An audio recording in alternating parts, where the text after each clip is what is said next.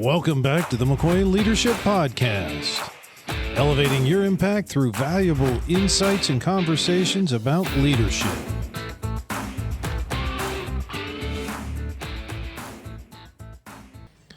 Welcome back to another episode of the McCoy Leadership Podcast. Today we have Robert J. Hunt with us. He is the accountability dude. I can't wait to find out more about this. He is also the co-author of a book, Nobody Cares Until You Do. So, Robert, welcome and thank you for joining us. Tell us a little bit about yourself and how did you end up becoming the accountability dude and writing a book that nobody cares about? Well, thankfully, some people care about it. I've been married to my beautiful wife for 27 years, and we live in the DFW, Texas area, and been enjoying the last 5-6 years after I wrote this book, talking about the principles of accountability, which is what the book is all about. Accountability is simply you own it. And I don't think people in this world understand what it means to be truly accountable anymore. We think we're being accountable, but really at best, sometimes we're just being responsible, and they're very different. And so I do for a living, I run peer groups. I run a meeting for business owners to come together and create the opportunity to have accountability in their life. So everything I do, not that I am perfectly accountable. Ask my wife. There's plenty of things that I struggle to be accountable in. But the principles of accountability bring freedom and hope. And I want people to understand accountability is not a bad thing. It's a good thing. It can change your life. It can change your life. And when you truly understand what accountability can do from you, you just chase it. You just love it and embrace it and add it to every bit of your life.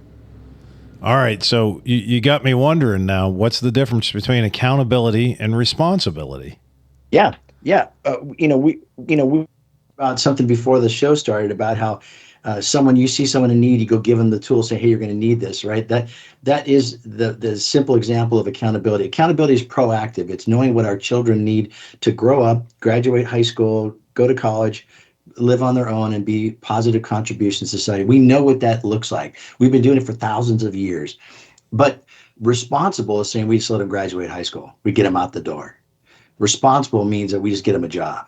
But we're not creating in them what things they need to live life in a fully accountable mindset, where they love their spouse, where they raise their children to be good contributors to society, where they stay engaged at their workplace to the same level that you said you'd be when you did the job interview. So accountability is proactive in nature, that you're doing something towards an outcome you want to have. But responsibility is just responding to whatever junk comes your way and going, I'll deal with it. So people who have jobs, they're responsible. They show up, you give them a paycheck, you're even. But when you're accountable, you live what you said you would do when you took the interview. You said, I'll be hardworking, dedicated, loyal, I'm trustworthy. And you do all that, regardless if you have a jerk boss, or regardless of the other people who work there are lazy, or regardless if the customers are mean to you. You committed to do this. You're accountable for that. And if you have a problem, you go to the boss and say, hey, these people are this, let's fix it. You proactively do what needs to be done so you can do what you're supposed to do. But too often we're just responsible. And that's a whole watered down version of the whole journey. So I'm curious. You mentioned there quite a few things, but for the leader that maybe has, from a handful to a dozen direct recruits working for, or direct reports working for them, I've heard many say, well, I have 2 or 3 good people and the rest are okay, but they get the job done. There's no reason for me to fire them, but they're just not great. Man, listen to that. Listen to those words. If you were to go to the interview and say, I'm looking for someone who will get the job done, who won't be great, but they'll show up. So is that you? Are you that guy? You would never hire according to that. But for some reason, we just get defeated and we just go, this is as good as it's going to get. One of the things that's a trap in the world of accountability is this statement that says, I can't. Well, I can't do anything about it. I mean, they're here. I can't lose that guy. If I got to start, I can't find new employees. I'll never find people. It's so hard to find people these days. The word I can't really should be I won't. I won't fire that person. Why? Because it's a pain in the butt. It's also a pain in the butt to keep them. And the things you don't see, if you see them being mediocre, there's a lot more under the surface that you don't see. You're not standing there watching them all day. And if they're mediocre in the things you see, there's a lot more going on you don't see. So even when someone's epically awesome at their job, there's still failures and mistakes they make because no one's perfect. So the average person means that the rest of the work's down here. And so we say this phrase a lot, I can't, but the reality is I won't. And that becomes a trap. That's a victim mindset that you're stuck. You're the owner of the company. You're the leader of your home. You're the president of your organization. There's nothing you can't do. You just don't want to do it. And all you do is hold yourself as a victim, and then you complain about it all the time. My world is full of people who just love to complain. And then I would just ask them, what do you want to do about it? Well, I can't. Yes, you can. Yes, you can. You can do something about it. So I'm laughing. I've heard that, I can't so many times throughout my life. And so is an okay step for somebody that is in that situation is an okay step. I recognize, because it is a business. So you got to recognize that if I get rid of the person that does a key role without having somebody to replace them, that's going to create heartache or headache for me. Yeah. So what are your other options if you have to have someone in there to replace them? So can I say, I'm going to make a 30-day plan that I'm going to start looking now, and I'm going to find that person, and I'm going to live with this until I get there. Could be. Or you could do other things like move someone from another department over to that department. You could shuffle the deck chairs and everyone takes a brand new job and they're like, oh, I can't do that. Yeah, you can. Give it a shot. 30 days. In that 30 days, someone learns a new role. And then if they don't want to stay there, they can move back. But now they've been cross-trained. You can hire a temp service company. You could do the job. I mean, there's all kinds of things we can do. But what we should not do is say, I can't. Absolutely. I mean, that's the difference. Again, it's proactive. When you hired that person, did you give them a clear job description? Did you train them? Do they understand the core values? Do we review the core values? Do we make decisions in how we behave against the light of the core values and the mission and the vision we say we're all about? Are we having conversations that build our team proactively? If you're not doing all these things, you're not being accountable. You're letting things just go down the road, and when it becomes a bad situation, all you do is complain about it. Well, I can't do anything about it. You created that. You hired someone and you immediately put them on the line without having any kind of training to understand the rules about safety and how we treat one another and why we're doing what we do, why you should care, why the quality matters, because someone's life can be dependent upon this. And all the pieces that go into getting someone who actually gives a damn. And we don't create that. So then we don't get that. Then we blame well, it's just lazy employees. Really? Were they lazy when you hired them? So you knew they were lazy and you hired them anyway. So, I mean, we don't take ownership as the leader of the company. If you've got a bunch of bad employees, whose fault is that? That's yours. You let them come work for you. And if your vetting process is bad, then you own that too. But let's say you hired them, they were great, they were really great, and then 6 months into it, they start working horribly. Well, what changed? Do you take the time to go and talk to them and find out why are things going so bad? Maybe they're going through a divorce. I've heard story after story, and the company doesn't ask any questions. Therefore, they're just doing a bad job, so they fire them. But the reality is maybe they had a kid with a sickness at home and they were worried about how to do this, or their mind wasn't on their job. They're going through a divorce. They've got their own health issues. They got debt. There's so much going on. So you as a leader, again, being accountable, you are proactively checking in with your team. You're proactively training. You're proactively measuring and adjusting. That's what an owner does. You just assume everyone's going to show up and work as much as you do. They're not. They don't own the company. They're not going to have the mindset you do. But you have to proactively do something to tee that up. But you don't want to do that. That's too much work. Just hire them, put them in place, and let's go. And then you get what you get. Well, and I mean, on top of that, I give them a paycheck. I mean, what else should I need to give them? They're getting paid for being here. Right. They should care, and they should act just as though I do as the owner because they're getting a paycheck. Right. You've certainly heard of Maslow's pyramid of the hierarchy of needs, right? Yes. Okay. And Maslow says that when any level is achieved, it's no longer a motivator. So at the beginning, we want food and shelter, and that's a paycheck. You give me money, I'll show up and I work for you, we're even. That gives me food and shelter. So at some point, money is no longer a motivator. Hear me out. Money is no longer a motivator because you owe me money because I showed up. And that's why people esteem entitled. But that was the deal. You gave me money, we're even. Then we have to take it to the next level on that pyramid, which is where you become, there's some kind of you feel better about yourself. You're finding your desires are being met. And I find significance in my work. And someone says, you're doing a great job, and I get praise and I get promoted and I'm leading teams. And now for my own development is happening. And so I feel better about myself. So now that is something that motivates me. But at some point, the promotion and all that stuff isn't as big a deal anymore. It's no longer motivating.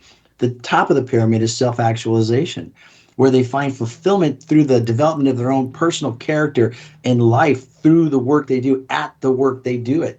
That self-actualization is really hard. It takes a lot of work to get there. But you think that just because you give them money that there should be these great employees. They're not. You're feeding them. That's it. That's the deal. We as leaders have to proactively create things that let our team know they matter and constantly help them grow and develop. That's the second tier. And at some point, you hope to get to a place where they find, like, I'm a better human being because I work at this company. I feel significance. It's rewarding to me as a human to be in this building every day. When you get there, you don't have to babysit them. They stay forever. They're loyal. They encourage people to come join you. There's a process, but that requires you drive that. Now, you just said once we get there, they stay forever. And I'm curious, I've asked this question several times recently. I have heard so many times in the job market today that young people coming to work today, whatever the statistic is, they're going to have 5 careers in their lifetime. They're not going to stay at one place for a very long time. Is that really true? Or if we become great leaders and we are doing all of the things that you just talked about, can we keep people for an extended period of time and maybe until retirement? Yeah, I think that if someone is finding self-actualization through their work, they won't want to leave, especially this younger generation who really wants significance in finding themselves through the work they do every day. And so if we are saying, listen, we're not all feeding starving children in Africa. I'm making a screw that goes on the back of a machine. That how sexy and exciting can that be? But if I can find that because I'm part of a team where I feel significance in the relationships I have every day, and I feel respected and valued through the work I do, then yeah, you can build a place where that person is excited to come to work and bust their hump and work hard and sweat in critical conditions and smile at the end of the day because they feel like, I have a group of people I work with. It's either the work I do or the company I work for. I find significance in that. So some people are actually bringing wells to people in other countries and helping save lives. That's significance in the work they do. Other people can find significance in the place they work, where everyone they work with treats each other with respect. You feel challenged, you're growing, you're learning, you're doing things, you're constantly developing. That self-actualization, that place for that will keep somebody there for a very long time, if not forever. Is the new generation of people more likely to search more often than our grandpas did? Absolutely. But again, the motivator for the grandpa generation was, I need money to keep a place to live. And that is no longer a requirement. People are willing to live in little tiny houses. They're willing to live in a van by the river. It's a bit different world. And so we have to be able to find the things where they can self-actualize to keep them engaged. I'm chuckling a little bit because my daughter is 11. And not too long ago, we were having a conversation, and I told her, I said, if you keep doing things like this, you're going to end up living in a van down by the river. And of course, she had no idea what I was talking about. She's like, that's awesome. Anyhow, I guess that dates us a little bit. Yeah. So backing up just a hair, I want to see if I've encapsulated this right. So I had a team at one point in time that we kind of had a bad egg on the team. And I knew by removing that person, it was going to increase the workload for everybody else. And I wanted to make sure that I handled that in what I thought properly. So I let that person go. I brought the rest of the team into a room. We sat down. And I said, what I'd like to do is, we obviously have just left somebody go. We're going to replace them. It may take 30 to 60 days to find the right person, because what I promise you is that we're going to do our best to find the right person, and we want to take our time. So all of that workload needs to be dispersed amongst us in this room. So here's what I want to do. We're going to take a look at our job descriptions, and we're going to do a couple of things. We have an opportunity here. We're going to go through and we're going to divvy up this work and add it to each one of your job descriptions. And we're going to write that in red. Then we're going to rework all of our job descriptions, and I want you to tell me what your favorite thing to do here is and what your least favorite thing to do is. And so we went through that exercise, and we put their least favorite things to do in yellow and their favorite things to do in green, and built this job description. I said, now, what we're going to do is when we hire this new person, we're going to take all of these yellow items, and we're going to try to find somebody that loves to do those items. And then when we get the new team member and we get them trained, your job description is going to be what's in black and what's in green. Everything else will be moved over to this person. And what I was amazed by was that everybody was 100% in for it.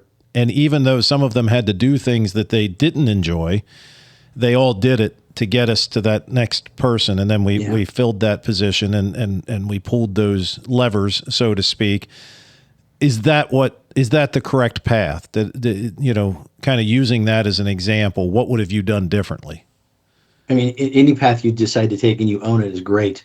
The people at Barefoot Wine tell a story as they were starting their wine company that they would list out all their things they didn't like to do on little 3x5 cards, and they'd put on the table, and someone would go, "Oh, I like doing that." And they would take jobs from each other. Once a quarter, they would list out the things that I just hate this part. And then someone goes, "Oh, I'd like that." And they take it. And they had a culture where people said, "There's never enough work to do. I'll always take more work. Whatever you got, give me more." They had built a culture like that. So there was never a card left on the table. So someone would list something I've just really burned out on doing this anymore. Great, I'll take it. Whatever path you take to do that, what is important is that we're proactively addressing that. Let's say I hire you today and you're going to do this job. A year from now, will you probably be as excited about that job as you were the day you were hired? No. So what do we do to keep it exciting? How do we keep it fresh? We cross-train. We move people from spot to spot. And that way everybody learns everybody's work. And that way if that person's sick, someone else can jump in and do it because they know how to do it. We get proper documentation where I can just pull up a piece of paper and I can follow a sheet step by step. We do these things so that we proactively avoid the problems we have. But it's foolishness that leaders will let problems repeat themselves over and over again and try to manage or respond, therefore responsibility. They'll try and respond to this thing, but they're not proactively. And every time someone goes on vacation, it's hell here. Well, why don't we cross-train so that every one of us can go on vacation and not come back and be buried with our work? A lot of people don't go on vacation because they hate coming back from vacation. Oh, it's going to be hell when I get back. Everything will be stacked up, problems everywhere. That's not how vacation should work. So why don't we proactively teach, cross-train? That way, if someone quits, gets sick, goes on vacation, we don't fall apart. And if something else, they grow, they develop, they're learning. That is where you as a leader proactively do the things you want to do to have the team that you need to have to do the job you want to do, the way you want to do it. That is true accountability. So you mentioned vacation. One of the things that you talk about is refilling the tank. And I can only imagine, I've been there, going on vacation and being worried about what you're going to have to come back to doesn't help you refill the tank. Why is it so important that we do that we refill the tank? Well, you need to refill the tank every day, every week. Certainly, you don't refill just on vacations. Vacations are a good part of your life. It's enjoying the blessings that you've got and the work you've done to go and have adventures and enjoy that time because of all the hard work you did. But every day you need to refresh. Every day you need to refill the tank. And God has demanded or commanded us to have a Sabbath, a day of rest, because he knows how important rest is to us. And so it's not Sunday's, whatever day your Sabbath is, Sunday's not a day to do all the chores you didn't get done on Saturday. Sunday's a day to actually refill the tank, get clarity, grow in your own mindset of calm and getting closer to God. There's value in refilling the tank. I follow a principle called margin, which is a book written by Richard Swenson called Margin from years ago. But he basically says that there's 4 areas of our life that we can tend to overload on, and you need to create a world where you protect that by having margin in them: your time, your money, your health, and your emotions. And so if you can create a world where you're not going to overload any one of those 4 areas, you can live a life of contentment and joy and satisfaction and calm. Doesn't mean that life doesn't ever go off the rails, but you don't freak out because you're already living on overload when it happens. So I've been practicing this for years, and all that means is that you don't fill up your calendar to the most. You don't fill up your budget, so you're uploaded to where if one thing goes wrong, you're screwed.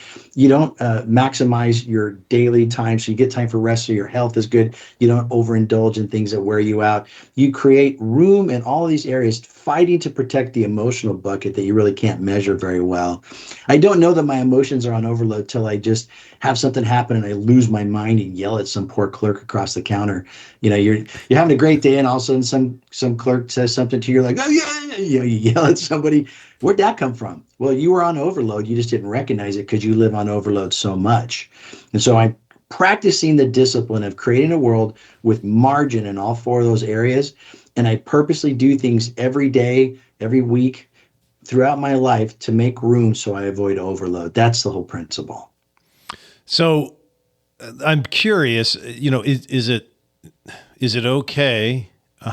Is it okay to go really hard all week because you got a really busy week, as long as you come back to the Lord, because anything is possible through the Lord? And as well, our Lord tells us to come to me and I will give you, if you need rest, come to me and you will be rejuvenated.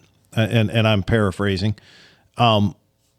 So why wouldn't it be okay to go really, really, really hard? And if it's for the right reasons, maybe you got a mission through your local church. And so that's what that's what your outside of work purpose is. And it requires you to work till 10 o'clock every night for a month. It's for a good cause. Why isn't that okay? It's not whether the cause is good. It's that your body has limits. We have to first start by recognizing everything has limits. Time has limits. There's only 24 hours in a day. You don't get more time.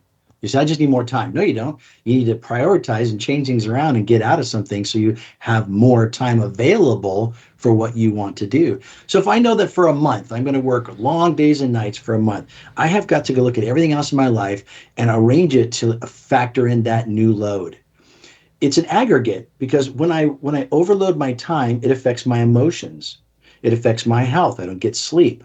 It affects my time to eat and to rest, my body, my physically getting exhausted. So the things that we do with our time affects the other categories.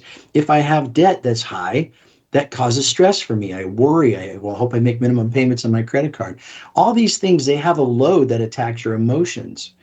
And so you have to then say, okay, if I'm going to work overtime for the next month to do whatever this cause is, I have got to adjust in other areas to keep them as low as I can. So I have room in those areas. I'm not carrying the emotional burden of my finances. I'm getting a good night's sleep. I'm not staying up till 10 o'clock watching Netflix when I could go to bed at 8:30 because I know I got to get up at 4. I mean, you make these decisions. You logically make these decisions. Maybe I'll cut out snacks and beer for a month so I can really eat healthy so my body's stronger for these long days. Whatever your thing is, they're all connected. But you own it. That back to accountability. You own your life. So if your schedule is very demanding, live a life such that your finances don't haunt you. Treat your body in a way that it's ready for the journey you're going to face. And then emotionally, take time at the end of the day to stay calm and to rest your brain and to have some quiet and refresh your emotions so you can go back and do it all over again. Wouldn't it be a lot easier, though, to just skip out on family time than to do those things? I mean, exercise. That affects your emotions. You remember there's a ripple effect. If I cut out the family time, I could have a drain on my emotions. My wife gives me joy. To not see or deal with her for a month while I did this thing, that would suck. I like my wife. I like spending time with her. She gives me joy. The laughter of hanging with my son and laughing through things. That gives me joy. So again, we're trying to keep all the buckets in a healthy way. So if by being with my wife gives me more energy in my emotions, I need that. And so then maybe I just choose to not watch TV for a month. I mean, look how much time you actually waste doing stuff you shouldn't do. And looking on your phone at an app and scrolling through Instagram for 20 minutes or a half an hour, whatever your time thing is, worried about things, watching the news and worried about how the world's coming down around us. These minutes that we give to things that not only eat up our time, but they eat up our emotions. So you have to make choices in the aggregate of all the who I am. Knowing the realities of my time, I'm going to go to bed at a decent hour with my wife in my arms, which gives me joy to know that we're together and everything's good. These things you proactively do to take your cares to the Lord, to rest in the confidence that God can give you strength. All these things They're all connected to make the reserves of your energy protected, so you don't max out and freak out and yell at somebody when you're having a really heavy workload. So if I'm hearing you correctly, I need to work on all of these things to make sure I have pieces of all of them and that none of them are too much. Right. But I need to work on all of that so that I can perform well as a leader. I can't just concentrate on being a leader and just being a leader every day. And that's all I do is I'm a leader and I don't do anything else. I need to concentrate on all these other pieces as well. Well, those things will get into your vision, whether you like it or not. If you decide I'm just going to work really hard and be a great leader, but I'm not going to fight for my marriage. Then when your wife files for divorce and you're now dealing with your divorce, it's awfully hard to be a good leader because your focus is on how do I get through this divorce. Let's say I don't have time to be home with the kids. I know they understand I'm working for them. Well, that sounds great until they get caught up in drugs and they got to go to rehab. And you fly to Colorado to live in an apartment or a hotel that's 20 minutes away from this rehab center in case he decides to check out and leave. I know a client of mine who had to do that. And so he couldn't make time to do anything until his kid went off the edge. And then he decided to leave his company and just abandon it for 3 weeks in a row. He couldn't take one day off, but he could take three weeks off when his kid was facing the end of his life. So we make these choices. They're going to come at us one way or another. And so you're either going to deal with it proactively, which is accountability, or you're going to deal with it responsibly. And that is the reaction to these things. I think if we understand the limits that we face in our physical, emotional, financial, health areas, we can create a world where there's room for the unexpected things that always come up and we don't hit overload. It may be busy, it may be a big load, but it will not hit overload. I want to ask another question. I normally don't go down, I normally don't go in this direction, but it just kind of hit me. And I think I'm going to, sometimes when a question pops into your head, the best thing to do is to get it out there. And so for maybe if there are listeners out there that are non-Christian listeners, that are just listening to get those little leadership bites, sometimes I have heard things of the nature of, the idea that if I become a Christian, there are no problems. And my point is, what's the difference between somebody that maybe is not a believer and they're a leader and somebody that is a believer and they're a leader? We still have problems because we're in a broken world. Am I correct in that? Yeah, I think if you took the biblical principles and you didn't believe that Jesus Christ is God, that he died on the cross and rose from the dead and was a payment for your sins so you can have salvation for free. If you don't believe that, but you still look at the biblical principles, you could have a really good life by following biblical principles. It doesn't fix the fact that there's a gap between you and God. And the peace that I have when I walk with God, it makes everything else I face not that bad. It still sucks sometimes, but God has been so kind to give me the peace that comes from God so I can handle it. So I think you could see a lot of value in just understanding biblical principles as how you live your life. But for me, the emotional bucket is drained out every time I sit and talk to God. God, I'm worried about my kids. Oh, okay, I'll take care of that for you. Well, God, I'm worried about my business. Oh, okay, I'll take care of that for you. And I get a chance to talk to God, and it's grounding. It's not like he just, boom, fixes all my problems, but I can't fix them anyway. And my worried about him just makes anxiousness inside of me. But God says, hey, cast your cares upon me because I care for you. And so I have the opportunity to take my concerns to the God of the universe, and it gives me peace. And it allows me to stay focused on what I can do, which is very little, but I work towards things and address them. At the end of the day, God's going to decide the results that I get. And to me, that gives me a lot of peace. So I don't know how other people who don't know Jesus do that, but I know that for me, I find an awful lot of calm and peace knowing that the God of the universe has a plan for my life and is able to deal with all these challenges way better than I can. So that's an interesting point, because one of the things I've always struggled with is there's a fine line in my mind between being faithful and following God's plan and letting him be in charge and being lazy. And so my question is, if someone is going down this road and they're following the Lord, does that mean they don't have to work? Does that mean he'll just take care of everything? Or are we commanded to go to work?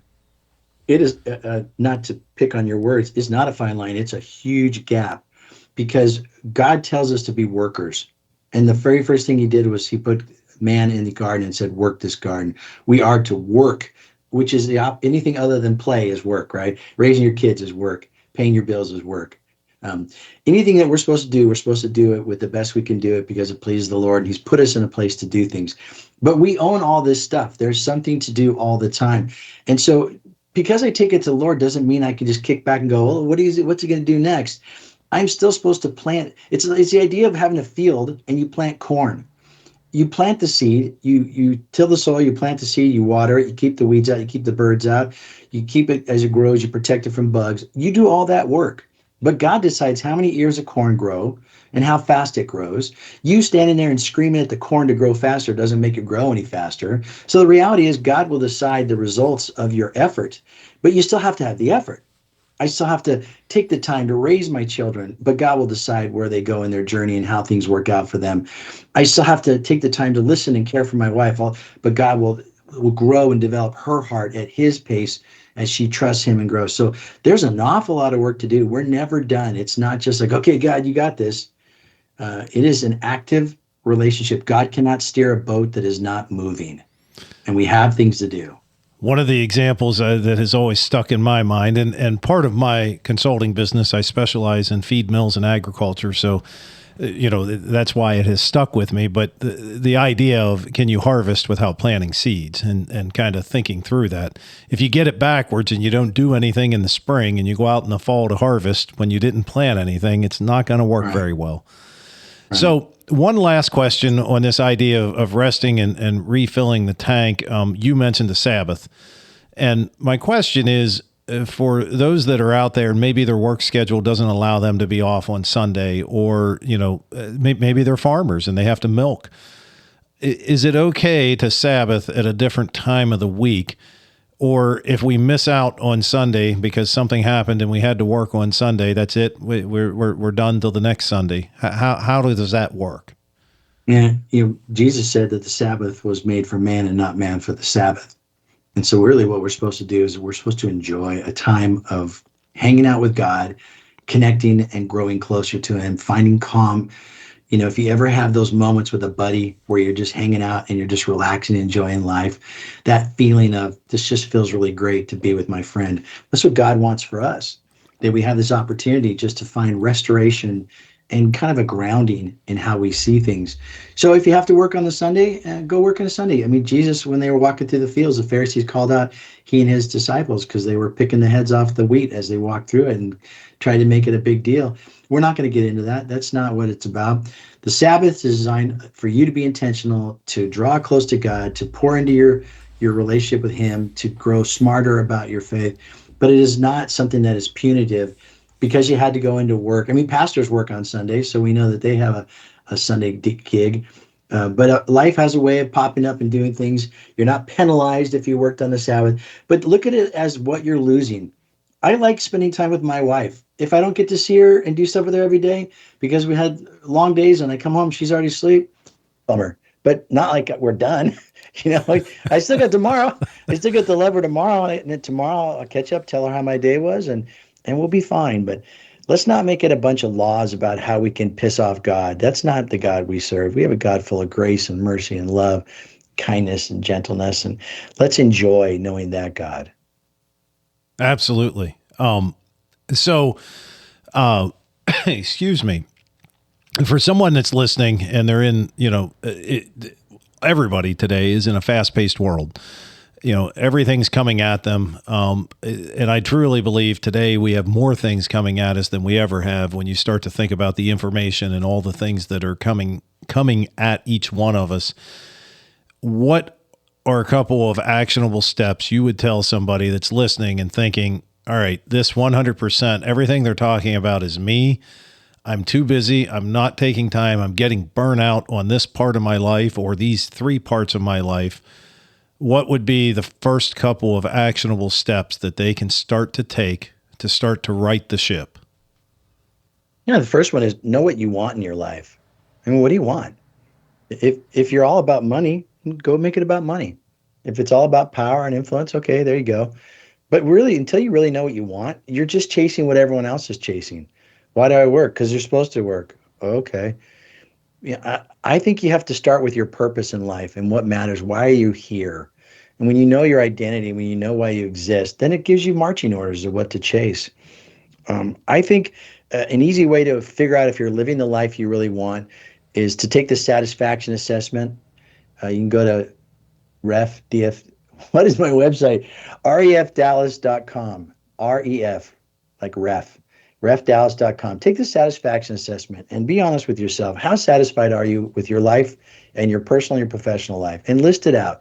And then ask yourself why. Why are you not satisfied? Why are you not enjoying your job? Why are you not enjoying your company you created? And then be honest enough to be able to say, okay, what am I going to do about it? And that's the choice you get to make. I mean, it's your life. Then there's all kinds of tools to make the change. But it really starts with an awareness of how satisfied you are. If you're struggling on overload, you constantly find yourself overloaded, you can go to margindfw.com and learn about margin, learn about how you create room in your life. There's a video there that you can take the assessment.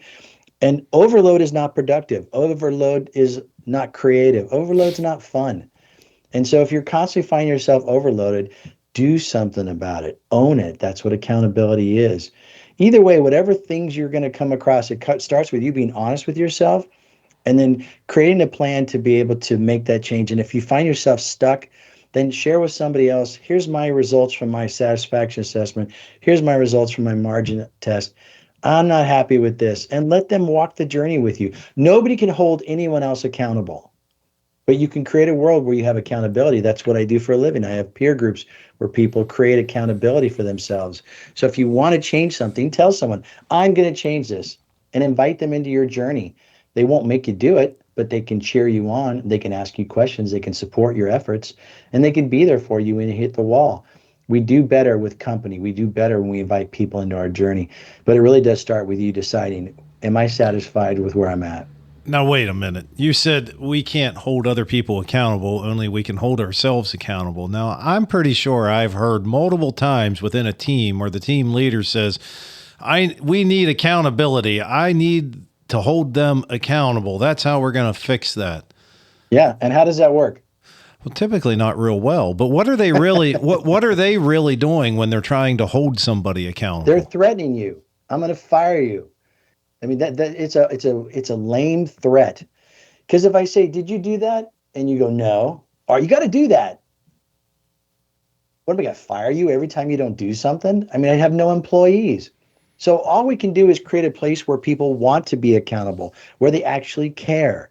And that is modeled by you as a leader. But if you as a leader show up and you change your mind all the time, you say you're going to do something, you don't do it, you're modeling that I can do whatever I want. So it starts with you as a leader modeling accountability and how you proactively create the world you want to have. And then when you respond to stuff, you have consistency in that. So everyone says, oh, that's how we handle problems. You model it. And then you create a world where you bring opportunities for them to be accountable. Hey, what are you going to work on this quarter? You have quarterly reviews of people and you help them make a plan to get better and better. What are you going to work on this quarter? I'm going to work on this. Okay, great. What are you going to do? What's your first step? Okay, what are your measurements? How will you know if it's going well? Okay, great. You find a buddy and partner with them and tell them what you're doing and let them encourage you in the process, and I'll check with you in a quarter. You're creating the place for account. Now, if at the end of the quarter they don't do it, then you could say, look, you're not doing what you said you're going to do. I'm going to write you up. And if you do it again, then I'm going to let you go work somewhere else because clearly you don't have the motivation to do it here. And you own that because you're the owner and you're creating a world where the whole team realizes, wow, I got to do what I say I'm going to do or I won't be working here. Then people start taking it seriously. It's not a threat. It's the way we roll. And we need people who are going to do what they say they're going to do. And it starts with me modeling it.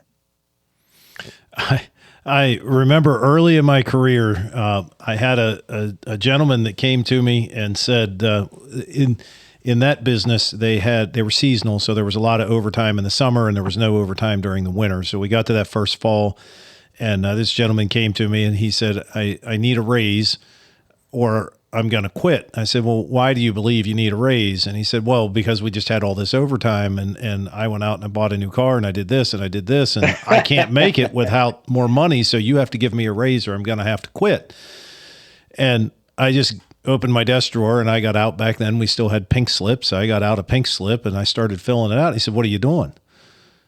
And I said, "Well, you just told me that if I didn't give you a raise, you would have to quit." I said, "So I'm filling out the paperwork." I said, "All you need to do is sign here." I said, "And you can leave. You don't even have to clock out and you're done." And he just kind of looked at me. And the point was, at that point in my career, I believed, I mean, he was telling me this, I couldn't give him a raise because it was the wrong time of year. And I also didn't believe in giving raises just to give a raise. Right.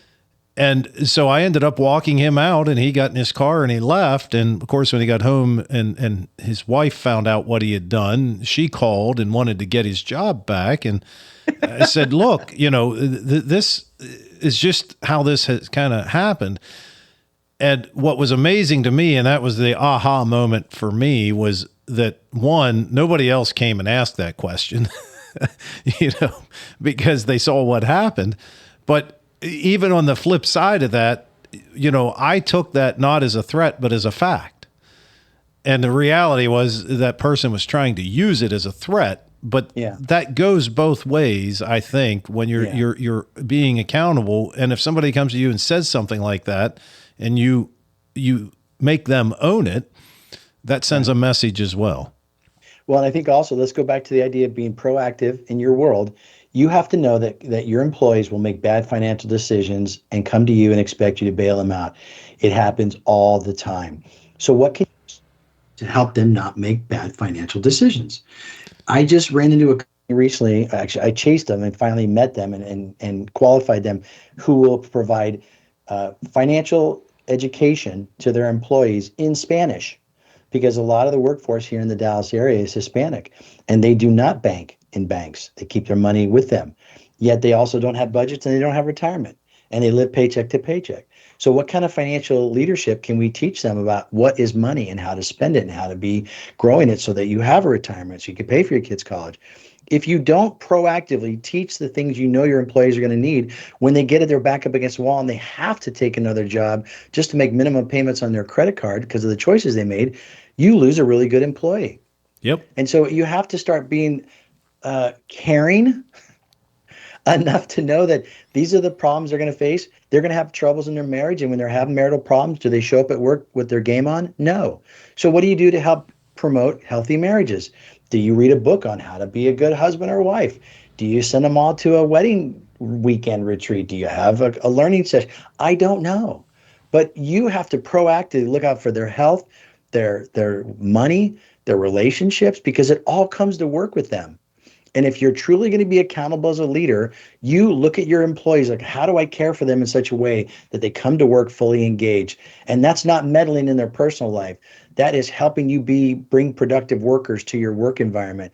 And that seems a little over the top, but the consequences are you do nothing and they show up with a bag full of troubles and distractions, and you get crappy work, mistakes, people leaving, spreading bad attitude amongst other workers because they're in a stressful environment at home and they're rude to people. You inherit all that. Why are you okay to have that? You should proactively look at the other solution. Absolutely. So as we're getting ready to come to the end of our interview, I want to make sure that we give everybody an opportunity to find out, where can they find out more about you, engage with you, or reach out to you if they want to talk? Yeah, my website is refdallas.com. That's my company website. That's where I talk about executive leadership that I do, the retreats and the workshops that I bring to companies anywhere where I can do it. The book is nobodycaresbook.com.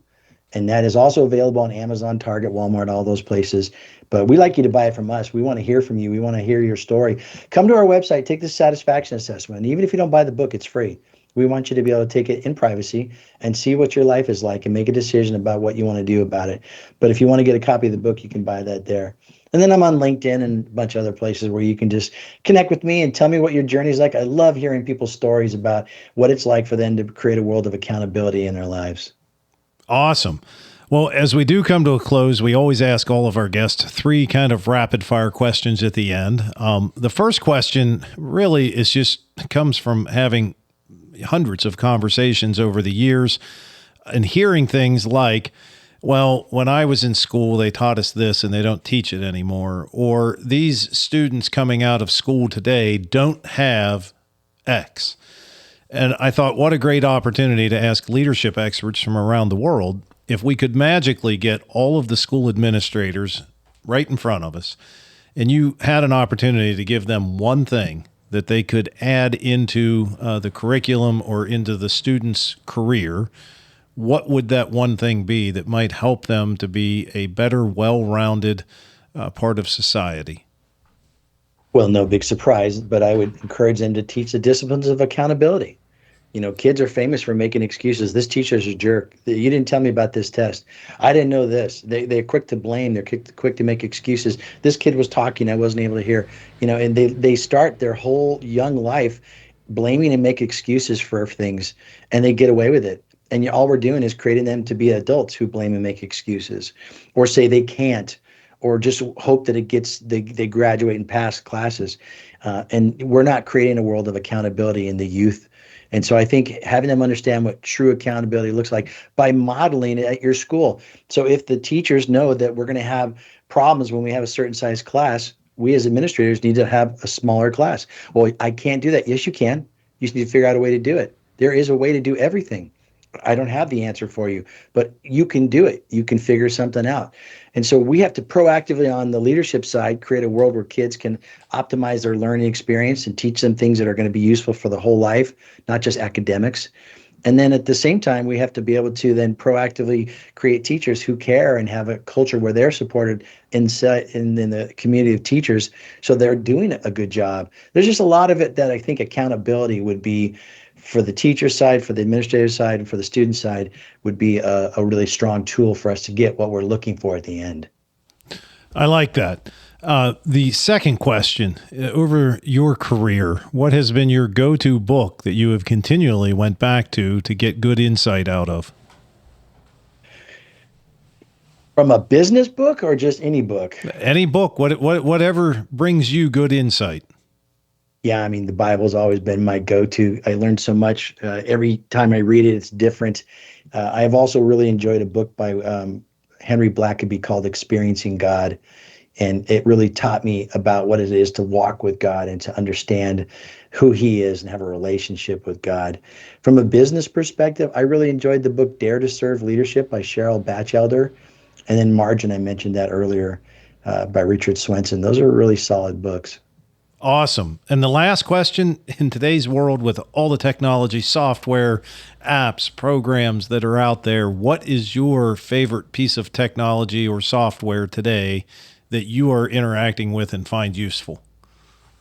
Well, everyone's doing AI these days, and so I've been dabbling in that myself. I've been taking through ChatGPT, and there's a lot of other sources out there, and just finding the things that I would do that take me a long time and finding ways to get different perspectives.